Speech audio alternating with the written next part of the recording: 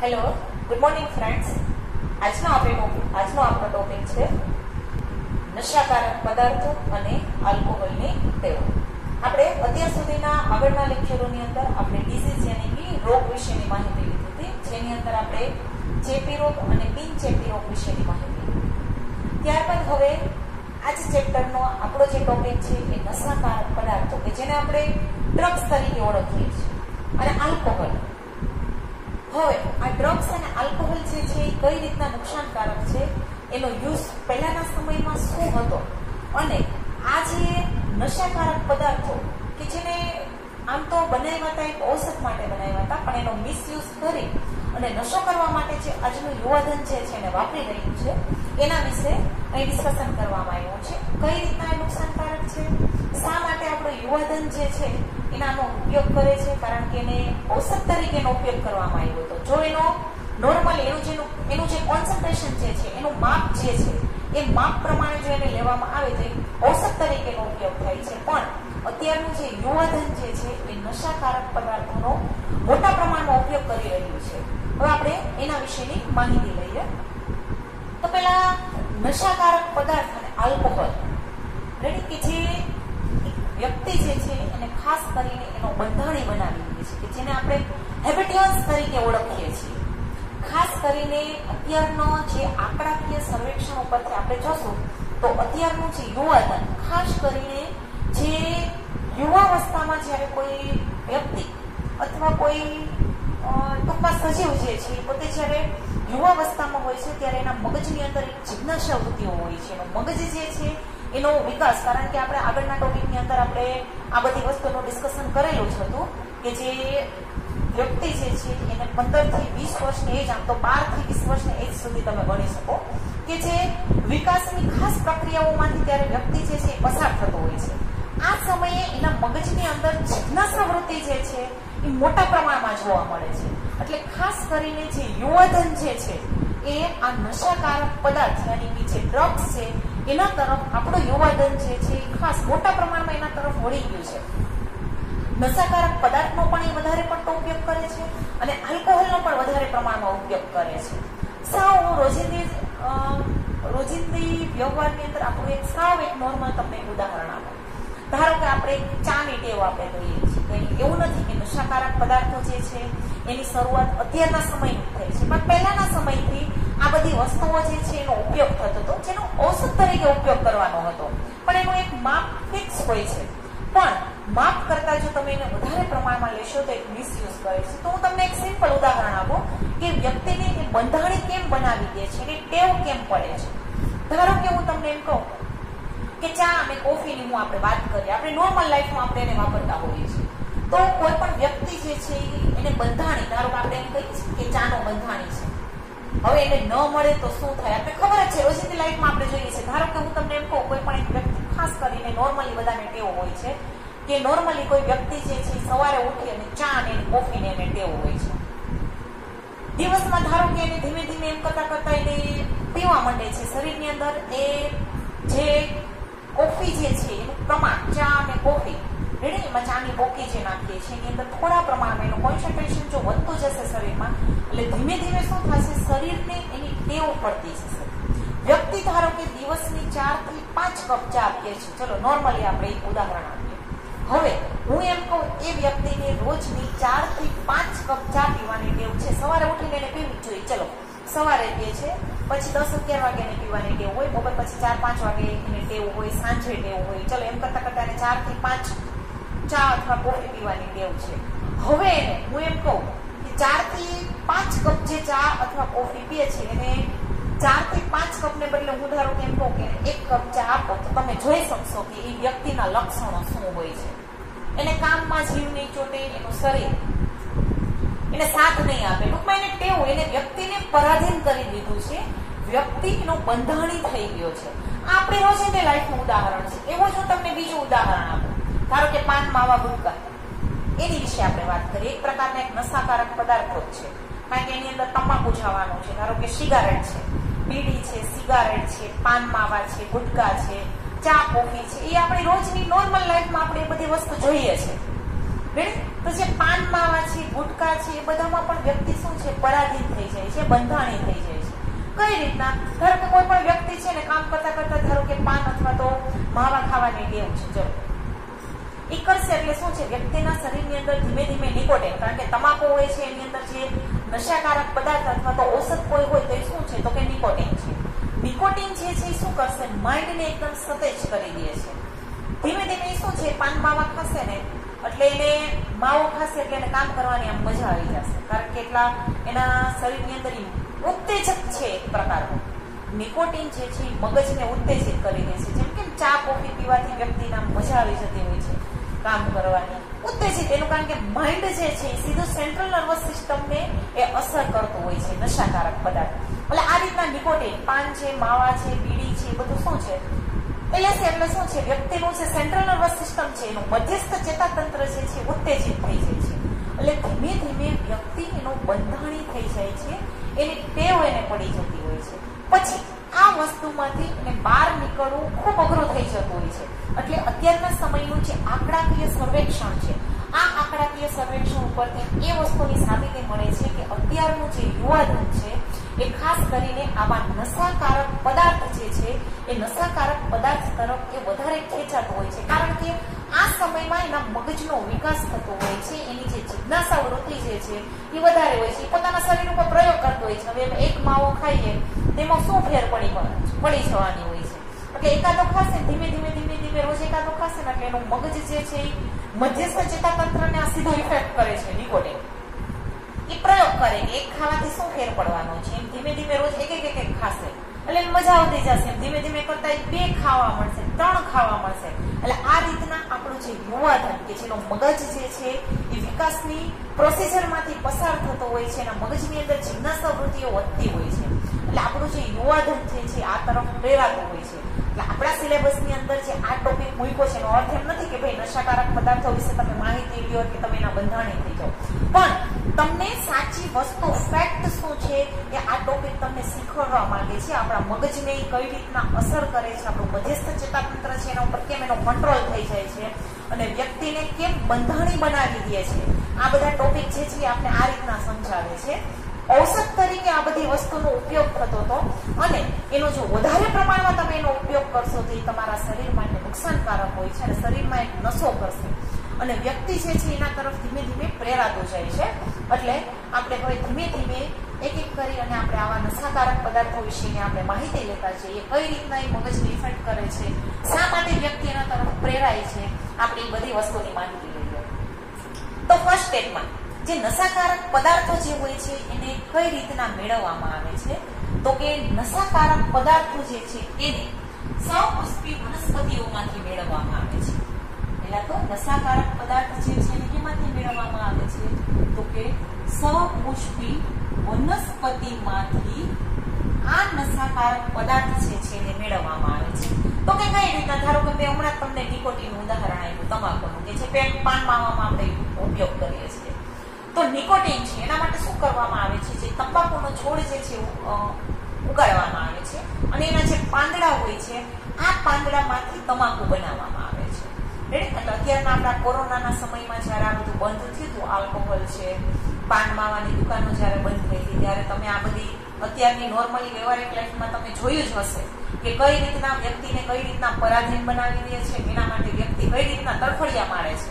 હવે આપણે આ બધી વસ્તુનું સાચું નોલેજ લઈએ કે આ બધી વસ્તુ એકચ્યુઅલી છે શું. તો આ રીતના જે નશાકારક પદાર્થ જે છે એને કઈ રીતના મેળવવામાં આવે છે, તો કે સપુષ્પી વનસ્પતિની ઘણી વખત સપુષ્પી વનસ્પતિના ફળ છે એમાંથી બનાવવામાં આવે છે, ઘણી વખત એના પાંદડા જે છે એમાંથી બનાવવામાં આવે છે, ઘણી વખત એની ડાળીઓનો ઉપયોગ કરી અને બનાવવામાં આવે છે, ઘણી વખત એની અંદર જે કેમિકલ જે છે એને એક્સટ્રેક્ટ કરવામાં આવે છે, પછી એનો ઉપયોગ કરવામાં આવે છે. તો આ બધી વસ્તુની આપણે ધીમે ધીમે સ્ટેપ ટુ સ્ટેપ એક એક કરી અને માહિતી આપણે લેતા જઈએ.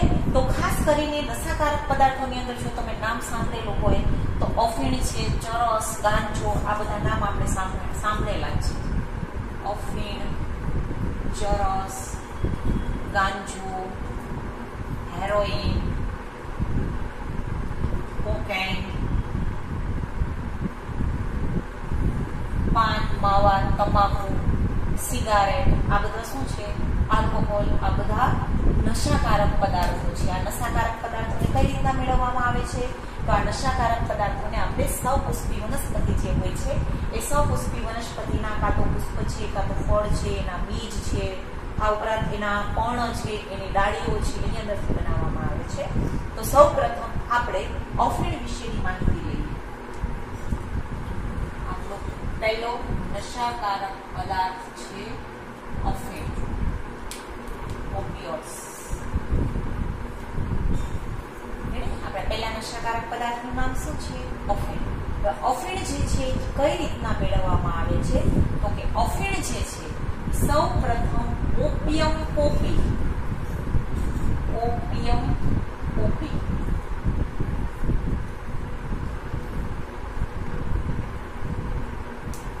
આ એક વનસ્પતિનું વૈજ્ઞાનિક નામ છે. અફીણ જે છે એક છોડ છે, અફીણનો છોડ, એનું વૈજ્ઞાનિક નામ શું છે? ઓપિયમ પોપી. એટલે અફીણ જે છે એ આ રીતનું ઓપિયમ પોપી નામનો જે છોડ છે એક પ્રકારની સપુષ્પી વનસ્પતિ છે, જેનો તમને ટેક્સ્ટબુકની અંદર એનો ફિગર તમને બતાવેલો છે. હવે આ જે ઓપિયમ પોપી છે એનું ફળ જ્યારે અપરિપક્વ હોય, ઓપિયમ પોપીનું અપરિપક્વ ફળ, આ અપરિપક્વ ફળ જે હોય છે એમાં પેલા ચીરો મૂકવામાં આવે છે. એટલે ધારો કે એનું ફળ આ રીતના હોય, આનો રૂડો કહેવાય આપણે, આમાં શું કરવામાં આવશે? આમ ચીરો મૂકવામાં આવશે. ચીરો મૂકવામાં આવશે એટલે તેમાંથી દુગ્ધ અથવા તો દૂધ અથવા તો ક્ષીર નીકળશે. આમાંથી દૂધ જેવું પ્રવાહી ટપકશે. હવે આ જે દુગ્ધ જે ટીપા ટીપા સ્વરૂપે હોય એને શું કરવામાં આવે છે? સુકવણી કરવામાં આવે છે. એને સૂકવી દેવામાં આવશે. એટલે આ દુગ્ધ અથવા તો ક્ષીર જે છે એની સુકવણી કરશું એટલે એમાંથી એક ગુંદર જેવો પદાર્થ દેખાશે. કેવો દેખાશે? ગુંદર જેવો દેખાશે. એ રીતના અફીણ જે છે એ બનાવવામાં આવે છે. એટલે અફીણ કઈ રીતના બનાવવામાં આવે છે? તો અફીણ જે છે એ ઓપિયમ પોપી નામનો જે છોડ છે, આ છોડ એક પ્રકારનો સપુષ્પી વનસ્પતિ છે. આ સપુષ્પી વનસ્પતિ જો પરિપક્વ ફળ નહીં, અપરિપક્વ ફળ રેડી, એટલે ટૂંકમાં કાચું ફળ, એનો જે ડોડો હોય છે આ રીતના ચીરો મૂકવામાં આવે છે. ચીરો મૂકશો એટલે એમાંથી દૂધ જેવું પ્રવાહી નીકળશે. આ પ્રવાહી જે ટીપા ટીપા સ્વરૂપે છે નીચે ટપકશે, એની સુકવણી કરી દેવામાં આવે છે. સુકાશે એટલે એમાંથી લાઇટ બ્રાઉનિશ કલર ગુંદર જેવો કેમ પદાર્થ હોય એવો દેખાશે, જેને કેના તરીકે ઓળખવામાં આવે છે? અફીણ તરીકે ઓળખવામાં આવે છે. અને આ જે અફીણ છે, અફીણ જે છે એનું કામ શું છે? તો કે અફીણ જે છે એ મધ્યસ્થ ચેતાતંત્ર, મધ્યસ્થ ચેતાતંત્રને ઉત્તેજિત કરી દેશે. શું અફીણ જે છે એનું કાર્ય શું છે? તો કે મધ્યસ્થ ચેતાતંત્ર જે છે એને ઉત્તેજિત કરે છે. આ ઉપરાંત જે જઠર આંતરીય જે માર્ગ છે આપણો, જઠર આંતરીય માર્ગના ઉત્તેજક તરીકેનું કામ કરે છે. કઈ રીતના? હું તમને ઔષધિ તરીકે કઈ રીતના અફીણ જે છે એનો ઉપયોગ કરવામાં આવે છે અને આપણું આજનું જે યુવાધન છે એનો મિસયુઝ કઈ રીતના કરે છે, કઈ રીતના નશાકારક પદાર્થની અંદર કન્વર્ટ થઈ ગયું છે, હું તમને સમજાવું.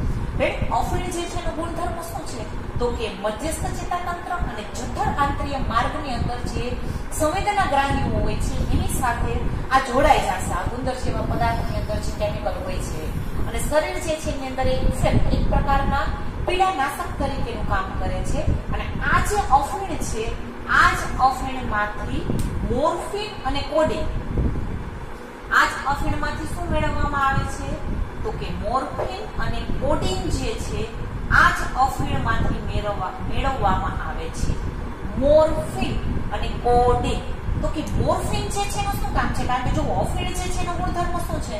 તો કે મધ્યસ્થ ચેતાતંત્ર અને જઠર આંતરીય માર્ગની અંદર જે તાણ આવે છે એના સંવેદના ગ્રાહીઓ સાથે જોડાઈ જશે અને પોતાનું કામ આપે છે. આ જ અફીણમાંથી બીજી એની ઉપપેદાશો છે. આ ઉપપેદાશના નામ છે મોર્ફિન અને કોડીન. અને આ જ મોર્ફિનમાંથી એનું એસિટાઇલેશન કરવામાં આવશે.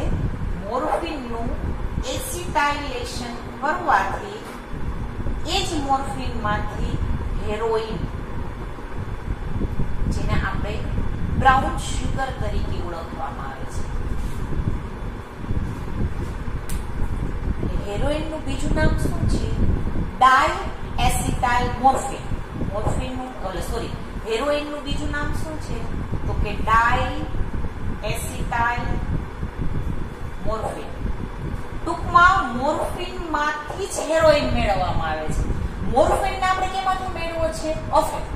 જો મેઇન પ્રોડક્ટ કઈ? ઓફિન. કેમાંથી મેળવવામાં આવે છે? ઓપિયમ પોપીમાંથી. આ ઓપિયમ પોપીના અપરિપક્વ ફળ છે એમાંથી દુગ્ધ મેળવવામાં, યાની કે દૂધ જેવો પ્રવાહી છૂટું પડે છે, એની સુકવણી કરવામાં આવે છે એટલે ગુંદર જેવો પદાર્થ મળે છે, જેને આપણે નામ શું આપી દીધું છે? ઓફિન. જે એક પ્રકારના પીડાનાશક તરીકેનું કામ કરે છે. અને આ રીતના જે કોડિન જે છે, કોડિનનું કામ શું છે? તો કે કોડિન જે છે કફ ભરનાર. હું તમને સમજાવું કોડિન જે છે એનો ઉપયોગ કઈ રીતના કરવામાં આવે છે અને મોર્ફિન જે છે એનો ઉપયોગ કઈ રીતના કરવામાં આવે છે. મોર્ફિન જે છે એ પીડાનાશક, એકદમ જ્યારે દુખાવો થતો હોય છે ત્યારે પેન કિલિંગ તરીકે મોર્ફિનનો ઉપયોગ કરવામાં આવે છે. હું સમજાવું એનો ઔષધ તરીકે કઈ રીતના ઉપયોગ થતો હતો અને આપણે એનો મિસયુઝ કઈ રીતના કર્યો છે. પહેલા કઈ રીતના મેળવવામાં આવે છે? ઓપિયમ પોપીના ફળમાંથી ચીરો પાડવામાં આવે છે, દૂધ છે એમાંથી આપણે ઓફિન મેળવીએ છીએ. આ જ ઓફિનમાંથી મોર્ફિન મેળવવામાં આવે છે. મોર્ફિનનું જ્યારે ડાયએસિટાઇલેશન કરવામાં આવશે ત્યારે આ જ મોર્ફિનમાંથી આપણે પાછું શું મેળવશું? તો કે હેરોઇન. રેડી? અને ઓફિનમાંથી મોર્ફિન મળે છે અને કોડિન પણ મળે છે. હવે આપણે એના ઉપયોગ જોઈએ તો કે મોર્ફિન. જો અહીંયા મેં તમને મોર્ફિનનું રાસાયણિક બંધારણ જે છે આ જ રીતના તમને ટેક્સ્ટબુકની અંદર ડ્રો કરીને બતાવેલું છે. આ રીતના આ મોર્ફિનનું રાસાયણિક બંધારણ આપેલું છે. આ મોર્ફિન કેમાંથી મેળવવામાં આવે છે? ઓપિયમ પોપીમાંથી મેળવવામાં આવે છે. રેડી? હવે આ મોર્ફિન જે છે એનો ઉપયોગ શું છે? તો કે મોર્ફિનનું કાર્ય શું છે? તો કે મોર્ફિન જે છે એ પીડાનાશક તરીકે એનું નામ છે. જ્યારે એકદમ પેન કિલિંગ, ત્યારે શરીરની અંદર જ્યારે એકદમ દુખાવો પડતો હોય છે ત્યારે મોર્ફિનના ઇન્જેક્શન જે છે એ આપવામાં આવે છે. એટલે મોર્ફિન જે છે એને નાસિકા દ્વારા પણ તમે લઈ શકશો અને ઇન્જેક્શન દ્વારા પણ લેવામાં આવે છે. મોર્ફિન જે છે એને કઈ રીતના લેવામાં આવે છે? તો કે નાસિકા દ્વારા અને ઇન્જેક્શન દ્વારા. હવે એનું આપણું યુવાધન કઈ રીતના વાપરે છે હું તમને સમજાવું. મોર્ફિન જે છે એનો ઔષધ તરીકે ઉપયોગ શું છે? તો કે એકદમ શરીરની અંદર જ્યારે પીડા યાની કે એકદમ દુખાવો થતો હોય છે ત્યારે મોર્ફિન જે છે એનો ઉપયોગ કરવામાં આવે છે. પીડાનાશક તરીકેનું કામ છે, સિમ્પલ ઔષધ તરીકે. પણ અત્યારનું આપણું યુવાધન શું કરે છે? કારણ કે મોર્ફિન જે છે આપણે સેન્ટ્રલ નર્વસ સિસ્ટમ જે છે એને ઉત્તેજિત કરે છે, એક પ્રકારનું ઉત્તેજન.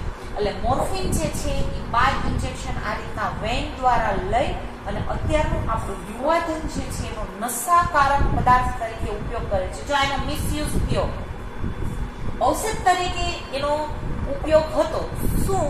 તો કે કોઈ પણ દુઃખ હોય, દર્દ હોય, કોઈ પીડા થતી હોય શરીરમાં, દુખાવો થતો હોય, એને ભરનાર તરીકેનું કામ કરે. કારણ કે આપણી સેન્ટ્રલ નર્વસ સિસ્ટમને ઉત્તેજિત કરી દેશે એટલે દુખાવો જે છે એ ભૂલાઈ જશે વ્યક્તિને. એનું માપ ફિક્સ હોય છે. પણ અત્યારનું આપણું યુવાધન જે નશાકારક પદાર્થ તરીકે દોરાય છે એ શું કરે છે? બાય ઇન્જેક્શન સીધું વેન દ્વારા લઈ એનું જે માપ છે એના કરતાં એ વધારે લેશે અને વ્યક્તિને એક પ્રકારનો નશો થશે. એટલે આ રીતના ઔષધ તરીકે ઉપયોગ એનો પીડાનાશક તરીકે છે, પણ વધારે કોન્સન્ટ્રેશનમાં લઈ અને આપણું આજનું યુવાધન જે છે એનો આ રીતના મિસયુઝ કરે છે. ત્યારબાદ હું તમને કોડિનની વાત કરું કે કોડિન જે છે એનો ઉપયોગ શું છે? તો કે કોડિન જે છે એ કફ ભરનાર તરીકે ઉપયોગ કરે છે. કઈ રીતના કરવામાં આવે છે? ધારો કે તમારી ઘરે જો કોઈ કફ સિરપ પડી હોય, કોઈ બાળક જે છે એને ઉધરસને જ્યારે થતું હોય, કફ સિરપ તમે માર્ક કરજો ત્યારે તમને જ્યારે ઉધરસની શરદી એવું થયું હોય ત્યારે તમે કફ સિરપ લેશો ને એટલે તમને ઊંઘ આવશે, શરીરમાં આમ આળસ આવશે અને આમ ઊંઘ વધારે આવશે. શા માટે? કારણ કે કોડિન જે છે એ રીતના ઓફિનનું આલ્કલાઇઝેશન, એમાં આલ્કલોઇડ OH ગ્રુપ હોય છે. એટલે એક પ્રકારનો આલ્કોહોલ જ જોઈએ. પણ એનું જે આપણી કફ સિરપ હોય છે એની અંદર તમે ઘરે કોઈ કફ સિરપ પડી હોય તો તમે જોઈ લેજો એની અંદર થોડા પ્રમાણમાં આલ્કોહોલ છે. આ જ આલ્કોહોલ આપણા શરીરની અંદર જવાને લીધે આપણા શરીરની અંદર આળસ આવશે અને ઊંઘ આવશે આપણા શરીરમાં. કારણ કે એમાં આલ્કોહોલનું કોન્સન્ટ્રેશન ફિક્સ હોય છે. રેડી? એટલે કોડિન જે છે એ રીતના કફ ભરનાર. શા માટે અફીણ જે છે એનો કફ ભરનાર તરીકે ઉપયોગ છે? કારણ કે આપણે છે એનો પેલો ઉપયોગ લખ્યો હતો મધ્યસ્થ ચેતાતંત્ર અને જઠર આંતરીય માર્ગ. એટલે જ્યારે આપણા શરીરની અંદર આપણો જે જઠર આંતરીય માર્ગ છે એની અંદર જે તાણ આવશે એ તાણને એ ભરી લેશે અને આપણા શરીરની અંદર જે કફ છે આ કફને રિમૂવ કરી દેશે. રેડી? એટલે આ રીતના જે કોડિન જે છે એનો કફ સિરપ તરીકે ઉપયોગ કરવામાં આવે છે, કફ ભરનાર તરીકે ઉપયોગ થાય છે. અને આલ્કોહોલ જે છે એનું વધારે કોન્સન્ટ્રેશન લઈ અને આપણા અત્યારનું આપણું જે યુવાધન છે એ કઈ રીતના એનો મિસયુઝ કરે છે આપણે ખબર જ છે. એટલે આ રીતના મોર્ફિન અને કોડિન જે છે એનો ઔષધીય ઉપયોગ પણ છે. ત્યારબાદ આપણે ત્રીજી વાત કરી હેરોઇન. હેરોઇન એટલે શું? બીજું કાંઈ નહીં, ડાય એસિટાઇલ મોર્ફિન. ડાય એસિટાઇલ મોર્ફિન એટલે જ અફીણમાંથી જ આ હેરોઇન બનાવવામાં આવે છે, જે પણ એક પ્રકારનું પીડાનાશક તરીકે એનો ઉપયોગ કરવામાં આવે છે. મોર્ફિન જે છે એસિટાઇલેશન કરશો એટલે તમને હેરોઇન અથવા તો બ્રાઉન શુગર જે છે મળે છે. અને હેરોઇન જે છે આ હેરોઇનનો ઉપયોગ પણ પીડાનાશક તરીકે થાય છે, પેઇન કિલર, પીડાનાશક. પણ અત્યારનું આપણું યુવાધન જે છે એને થોડા વધારે પ્રમાણમાં લઈ અને ઉત્તેજક પીણા, ઉત્તેજક નશાકારક પદાર્થ તરીકે અત્યારે આપણે આનો ઉપયોગ કરે છે. રેડી? એટલે આપણા આજના ટોપિકની અંદર આપણે આ રીતના અફીણ વિશેની વાત કરી. આગળના નેક્સ્ટ ટોપિકની અંદર આપણે બીજા પીડાકારકોને આપણે